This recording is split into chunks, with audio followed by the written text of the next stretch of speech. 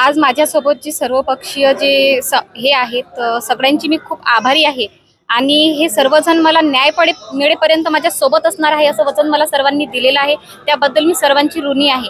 आणि तसेच यांच्यासोबत जो प्रकार झालेला आहे तो याच्यानंतर असा कोणासोबत झाला नाही पाहिजे मला असं मनापासून वाटते। कारण की जसे माझे आज मुलं उघड्यावर पडलेले आहेत तसे इतर कुणाचे उघड्यावर पडू नये यासाठी मी जो लढा समोर आणलेला आहे त्याबद्दल मला नक्कीच यश येणार आहे असं मला वाटत आहे आणि माझ्या पतीला न्याय मिळणार आहे। पोलिसांनी आतापर्यंत चौकशी केली त्याच्यावर विश्वास नाही, आतापर्यंत पोलिसांनी म्हणजे घटनास्थळी घातपात झालेला आहे असं सरळ दिसलं होतं, पण त्या ठिकाणूनच त्यांची जी तपासणी आहे तशा प्रकारे झालेली नाही। आणि आपण जी योजना सिंदूर म्हणून राबवली आहे पहलगाममध्ये तशीच योजना आपल्या महाराष्ट्रामध्ये राबवण्याची गरज आहे। जे गुन्हेगार उघड्यावर आज आदत फिरत आहेत अन्याय करून तर त्यांना शिक्षा मिळायला हवी, तेव्हा कुठे ह्या सगळ्या गोष्टींना आळा बसणार आहे। त्याशिवाय नाहीतर हे प्रकरण असेच चालू राहणार आहे। कारण पोलीस प्रशासनावर माझा विश्वास नाहीये। मी त्यांच्यावर विश्वास दाखवून 15 दिवस घरामध्ये बसलेली आहे, पण त्यांचे जे संशयास्पद आहे त्यांचा तपास सुद्धा संशयास्पद आहे।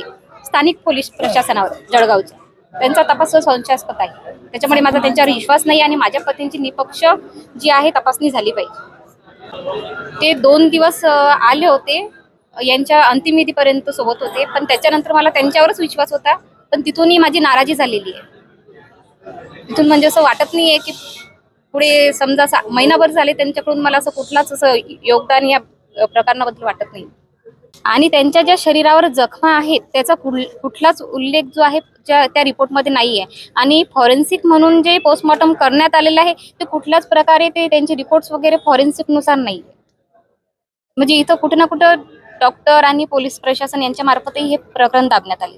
का त्यांचं काय वाटतं, काय हेतू असेल त्यांचं प्रकरण दाबण्याचा? कारण पोलीस त्यांच्यावर डॉक्टर जे आहेत ते शासकीय कर्मचारी असतात, त्यांचा काय उद्देश असेल प्रकरण दाबण्याचा?